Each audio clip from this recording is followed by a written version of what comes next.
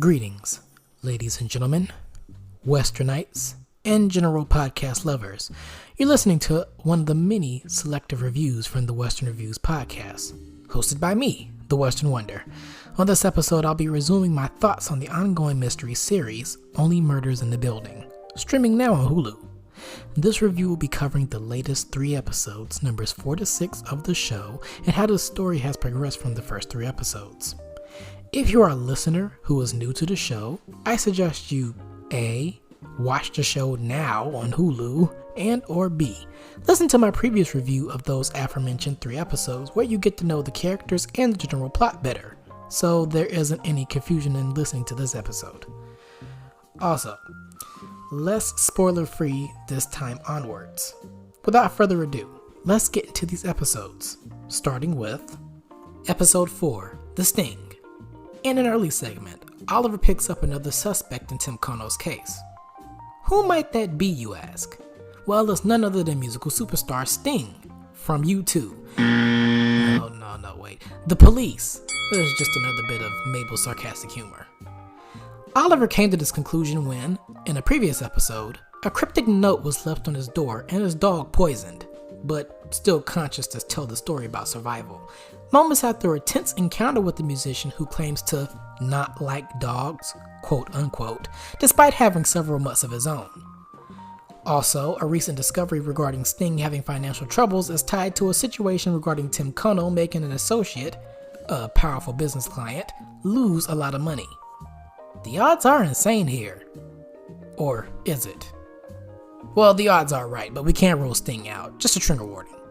Other episodic situations happening here revolve around Charles getting to know friendly Arconia resident Jan, a bassoon player, including a date which goes awry on Charles' part. Well, at least his nose didn't bleed 11 style again when he gets nervous. To the trio attempting to get a spotlight from the queen of podcasts, Cinda Canning, play a recurring guest Tina Fey, also a former Saturday Night Live cast member alongside Steve Martin and Martin Short. Will they get that spotlight from Ms. Canning? Well, we'll get back to that by episode 6. But for now, let's move forward to episode 5, Twist. Mabel gets a lovely surprise from a stalker sporting a tie-dye shirt that was seen earlier during the building evacuation prompted from Kono's murder in episode Uno, who turns out to be an old friend of hers named Oscar.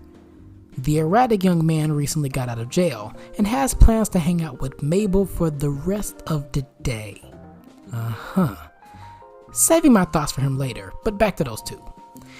Mabel tells Oscar that she's heading off to Long Island and she needs a ride, which she accepts a ride from Oscar. Charles and Oliver spot their reunion and, out of suspicion, decide to tail behind them in Long Island. However, they lose their direction and gas along the way and have to hitch another ride. They end up following Mabel all the way to a tattoo parlor her cousin owns, and end up having a brief squabble with her about trust since it took another person to reveal to them that Mabel knew Tim Kono before she said it to them herself. After introducing Charles and Oliver to Oscar and her cousin Will, the tattoo parlor owner, the room gets shaken after Mabel reveals all the jewelry that she sneakily collected from Kono's residence. And then we're down to episode 6, To Protect and Serve. Continuing from the last episode's events at the tattoo parlor, Mabel's enraged mother arrives, concerned about her whereabouts. Mabel's mom invites everyone, minus working man Will, for dinner, where a tense argument leads to a brief walkout from Mabel.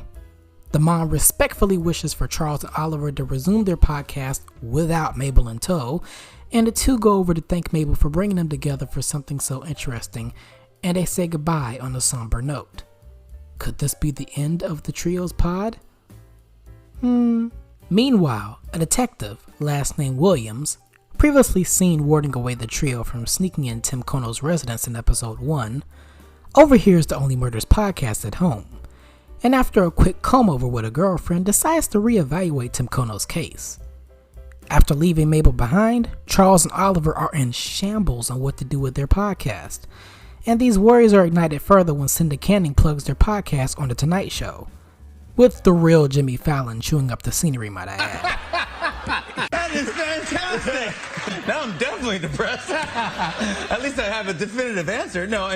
Which thoroughly impresses their sponsor and Oliver's old theater promoter, Teddy Demas. The duo nervously accept a check from Teddy until they get a closer look at the name their sponsor signed for. Angel, a person who is a negative plot point on Tim Kono's life, who may also know and solve the murder case of Zoe, another friend of Mabel's. Could that mean that Teddy is... Nah, that's too easy a twist. They'll probably just throw a curveball later on. So for my condensed thoughts for all the episodes thus far.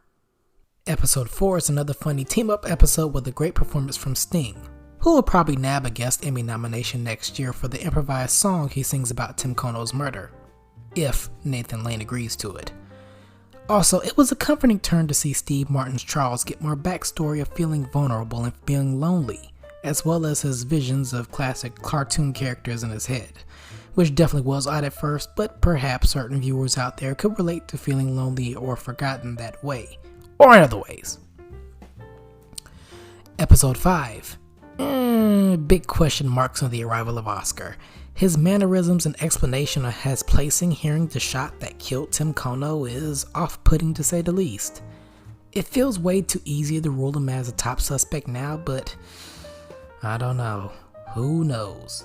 Also, pay attention to Mabel's early dialogue in the car scene with Oscar in this episode. She mentions that she always wanted to stab someone with a knitting knife. Do you remember the first ever flashback we got from her in the first episode? If you don't, it'll probably, definitely come back later. Episode 6 further shows how Charles and Oliver have taken very fondly of Mabel's personality and presence, and that's very beautiful in itself. Also, the romance plot I didn't mention, just in case it backfires or heats up later, between Oscar and Mabel is... interesting. Nathan Lane as Teddy Demas also gets to give out a great dramatic performance with his backstory of how he came to be. The final verdict of him being connected to Tim Kono's murder definitely shouldn't be ruled out too soon either, but he seems to be more unlikely to have a part in the murder than Oscar. Anybody's suspect at this rate though. Don't trust anybody is what I would say. Stay tuned for the final 4 episodes being reviewed and my collective thoughts in the next couple of weeks. I've been behind with these episode viewing reviews. If you want to be updated, you can follow the show on these following socials. On Twitter, you can find me at reviews_western, or on my Instagram, you can find me at Western Reviews Official. Once again, on Twitter, at reviews_western, or Instagram at Western Reviews Official. I can't wait for the Halloween season to kick off, so stay tuned for more exciting reviews to come this October. I'll try to keep it as interesting and random as possible. Stay safe and stay investigating. Western Wonder signing out.